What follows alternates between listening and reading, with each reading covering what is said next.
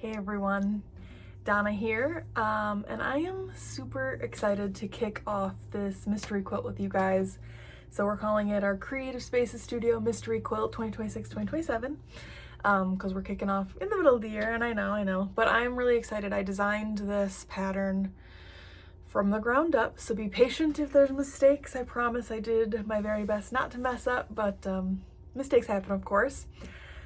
You'll need 5 fabrics, 5. So the welcome letter with all this broken down, you can find in our Facebook group. I created a Facebook group where we will talk about this and you'll see videos, and the new patterns will be linked and all that kind of stuff, and then I'll show sneak peeks as we get through it. So join us there. It's CSS Mystery Quilt. It's a group on Facebook. I'll be posting about it on our page, so I'll link you guys to that. But you're gonna use 5 fabrics, okay?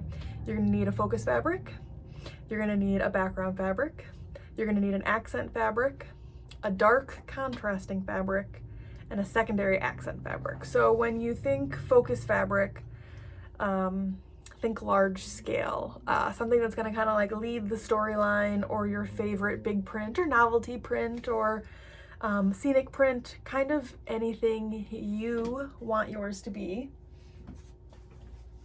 This is mine. This is mine. This is from the new Apothecary line from Riley Blake. I'm super excited. I love it. It's beautiful. It's got really pretty colors. So that's mine. Okay.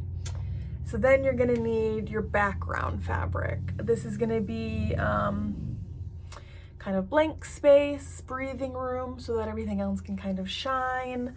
Solid, tonal, subtle texture. I do very low volume. It's also gonna depend on your fabric choices, okay? And I know I went kind of boring because usually I'm like all about color and like something you wouldn't expect, but mine's white.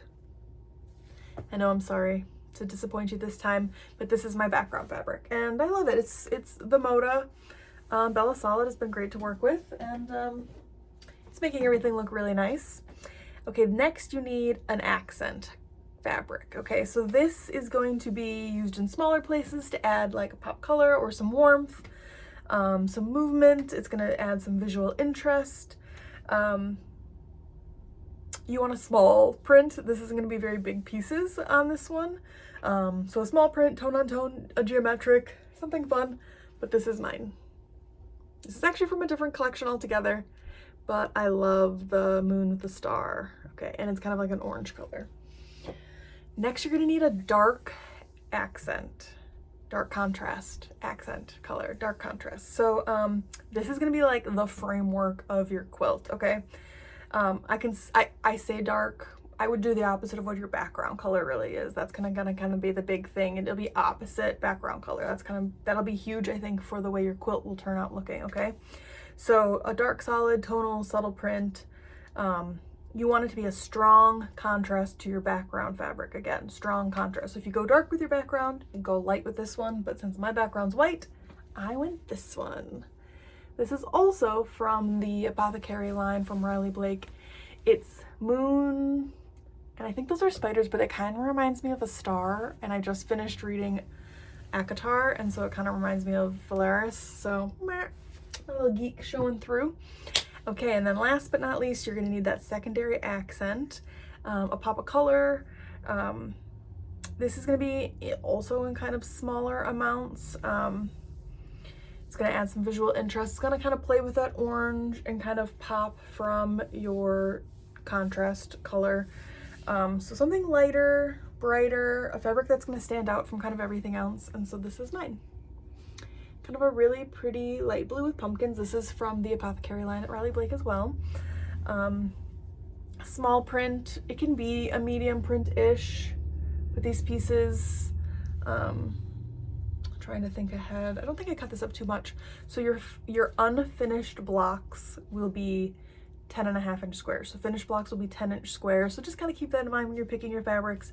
I'm available in the shop almost every day, of course, to answer these questions. Mom will be here. She'll be able to kind of help guide you. She knows my selections and what the quilt's gonna look like. You can email, text if you've got my number. But this is gonna be really fun. You can send pictures, we can chat about it. It'll be great. So those are my fabric selections. I can't wait to see all of yours. And then releasing the first block will be July 25th. That is when we'll release block 1. And I'm super excited. So stay tuned. Let's talk fabric selections. What you guys got going on? And I'm here if you need guidance. And then we're gonna do a sewing session. So July 30th will be the first one at the Waterford Public Library. If you are local and you wanna come, we'll talk about the blocks. We can sew on the blocks. Same with block of the month. If you guys do that with us, we'll be there. We can talk about that.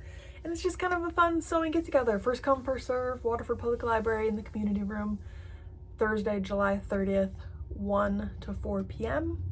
for free. Come sew with me and ask questions, chat, gather, be social.